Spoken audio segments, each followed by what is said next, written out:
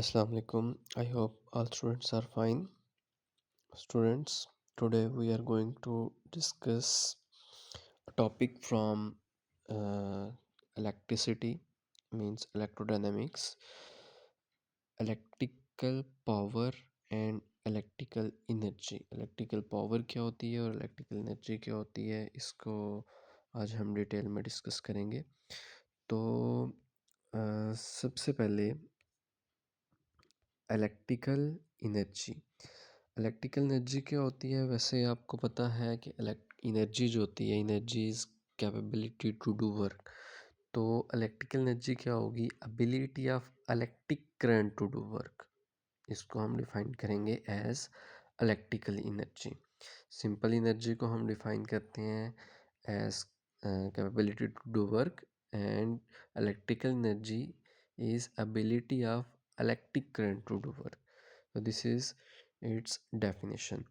Next, electrical energy is supplied by a source of electricity, source of EMF इसको हम कहते हैं। ये कोई बैटरी हो सकती है, सेल हो सकता है, या कोई एक सोलर सेल हो सकता है।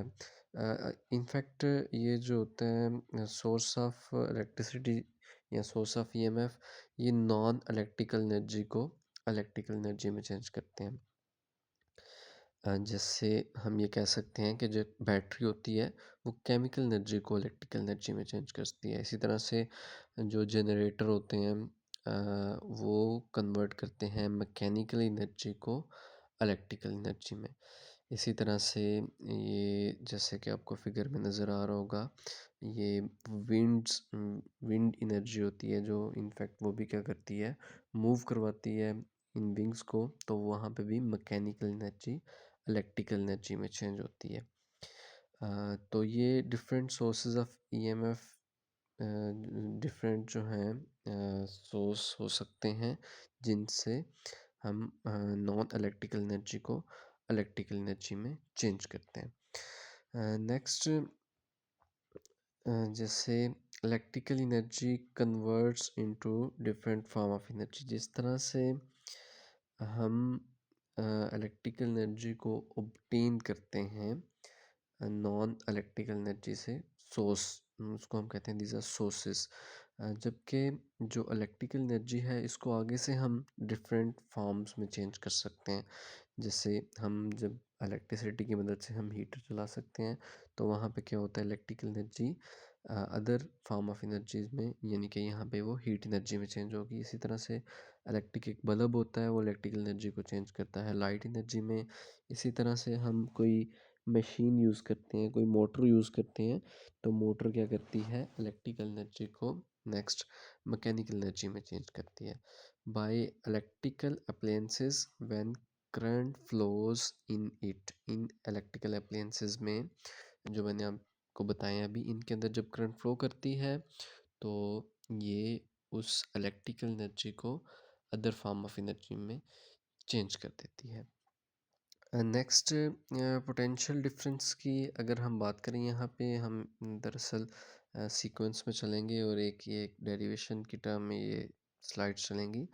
तो पोटेंशियल डिफरेंस क्या होता है? पोटेंशियल डिफरेंस को हम डिफाइन करते हैं V is equal to W over Q से। यानी कि हमारे पास एक फील्ड है, इलेक्ट्रिक फील्ड है। इलेक्ट्रिक फील्ड में किसी खास पॉइंट के ऊपर हम आउटसाइड द फील्ड से किसी चार्ज को लेके आ रहे हैं, तो that is called electric potential. तो इसी तरह से हमारे पास पोटेंशियल डिफरेंस है, यानी कि उस पॉइंट का पोटेंशियल जो आउटसाइड द फील्ड था, आउटसाइड द फील्ड जो है यानी कि इन्फिनिटी जिसको हम कंसिडर करते हैं, वहाँ पे ज़ीरो होता है और वहाँ से हम उसको किसी खास पॉइंट के ऊपर लेके आते हैं।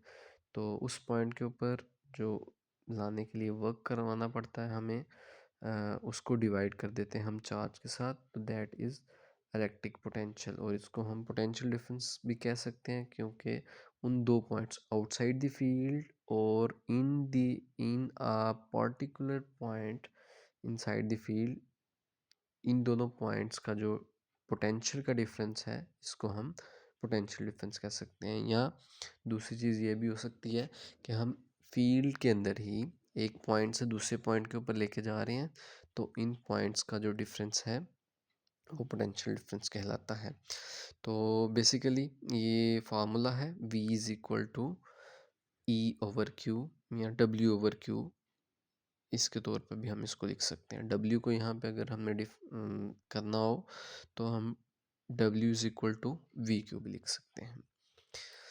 करंट है रेट ऑफ चार्ज फ्लो, इसका आपको पता होगा I is equal to Q over T, उससे हमने ये फार्मूला ड्राइव कर लिया Q is equal to I T.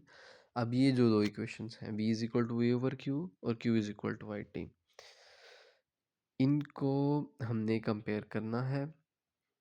E is equal to, यहाँ पे आप देख रहे हैं कि अगर हमने E को फाइंड करना है तो ये क्यू वी के इक्वल हो जाएगी फर्स्ट इक्वेशन के अकॉर्डिंग। तो Q is equal to I T, इसको हम Q की जगह पे अगर पुट कर देंगे तो हमारे पास E is equal to V I T, ये फार्मूला बन जाएगा। और अब हमारे पास ये फार्मूला बन चुका है E is equal to V I T. Next हमने क्या करना है, V is equal to I R, that is Ohm's law, आपने पढ़ा होगा। जो हमारे पास करंट होती है और पोटेंशियल होता है, पोटेंशियल डिफरेंस होता है, इनका डायरेक्ट रिलेशन होता है, ये एक दूसरे के डायरेक्टली प्रोपोर्शनल होते हैं। तो उसके अकॉर्डिंग ये हम Ohm's law V is equal to I R, यहाँ पे हमने V की जगह पे E is equal to V Q is equal to V I T, ये पहले से हमने ड्राइव कर लिया हुआ है। V is equal to I R, V को यहाँ पे अगर हम रिप्लेस करते हैं तो हमारे पास आई आर और इसके साथ एक आई आ जाएगा, मीन्स के ये आई स्क्र हो जाएगा, आई स्क्र आर टी हमारे पास बन जाएगा।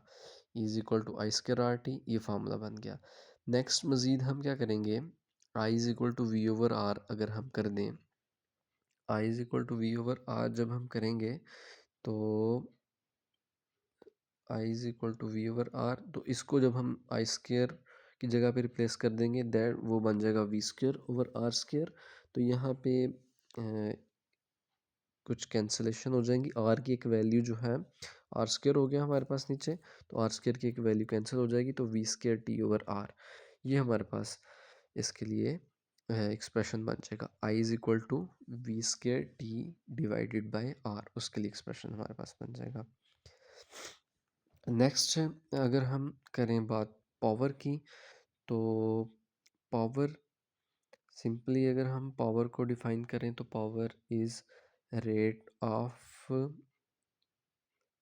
rate of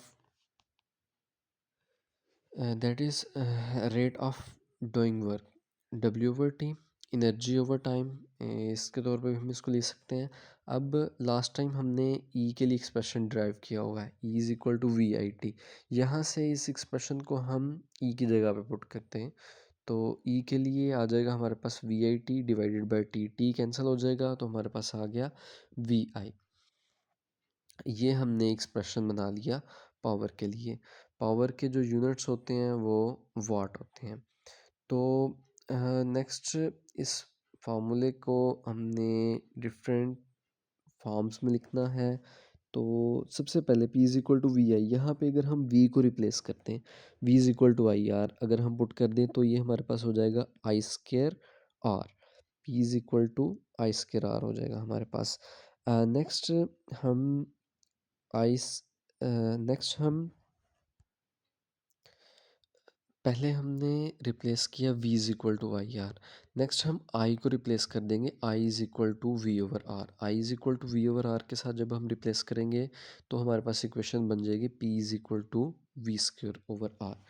तो स्टूडेंट्स ये हमारे पास तीन डिफरेंट इक्वेशंस हैं।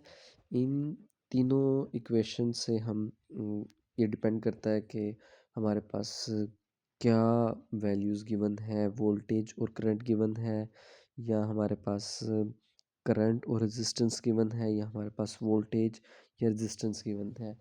तो हम डाटा में से देख लेंगे कि हमारे पास कौन सी वैल्यूज़ इनमें से गिवन है। तो अगर ये हमारे पास वैल्यूज़ गिवन है तो हम जो पावर है, इलेक्ट्रिक पावर, उसकी पावर को कैलकुलेट कर सकते हैं। लास्ट पे स्टूडेंट्स हमारे पास आ जाता है 1 किलोवाट आवर। तो ये एक कमर्शियल यूनिट है इलेक्ट्रिक एनर्जी को मेजर करने के लिए। तो amount of energy consumed by electrical appliances, यानी कि घर के अंदर जितनी भी इलेक्ट्रिकल अप्लायंसेस लगती हैं, हम आम ज़ुबान में इसको जो यूनिट कहते हैं, तो वो यूनिट्स को हम काउंट करते हैं। वो यूनिट होता है 1 किलोवाट आवर। तो किलो मीन्स 1000 और आवर ये पर आवर नहीं है, ये आवर आप देख रहे हैं साथ मल्टीप्लाई हो रहा है, तो आवर की जगह पे 60 मल्टीप्लाई बाय 60 3600 सेकेंड्स। इनको जब हम रिप्लेस करेंगे और इन वैल्यूज़ को पुट करेंगे तो हमारे पास ये 1 kilowatt hour is equal to 3.6 multiply 10⁻⁶। Kilo के लिए हमने रिप्लेस कर लिया 1000 और जो है आवर के लिए 60 मल्टीप्लाई बाय 60 मीन्स 3600, इनको रिप्लेस किया तो हमारे पास 1 किलोवाट आवर की वैल्यू आ गई 3.6 मल्टीप्लाई 10⁻⁶ जॉल्स। तो ये वो इलेक्ट्रिकल एनर्जी होती है जो कोई भी इलेक्ट्रिकल अप्लायंस यूज़ करती है अगर वो 1 आवर तक चलती है, 1 आवर तक वो ऑपरेट करती है। तो 1 वाट जो है, 1 वाट की कोई भी इलेक्ट्रिकल अप्लायंस है वो 1 आवर चल के तो इतनी एनर्जी को कंज्यूम करती है। इसका मतलब ये हुआ larger the power rating the more energy consume in every second. एक चीज़ ये हो गई कि अगर हमारे पास जो है पावर रेटिंग ज़्यादा है, ज़्यादा इलेक्ट्रिक पावर कंज्यूम की जा रही है, ज़्यादा इलेक्ट्रिकल एनर्जी कंज्यूम की जा रही है, वाट्स ज़्यादा हैं तो ज़्यादा एनर्जी, ज़्यादा हमारे यूनिट्स काउंट होंगे और लॉन्गर द यूजेज टाइम। यहाँ दूसरे नंबर पे ये बात हो सकती है कि हम जितनी ज़्यादा देर उस एप्लायंस को इस्तेमाल करते हैं उतनी ज़्यादा वो एनर्जी कंज्यूम करता है। तो स्टूडेंट्स, उम्मीद है आप लोगों को इन टॉपिक्स की समझ आ गई होगी।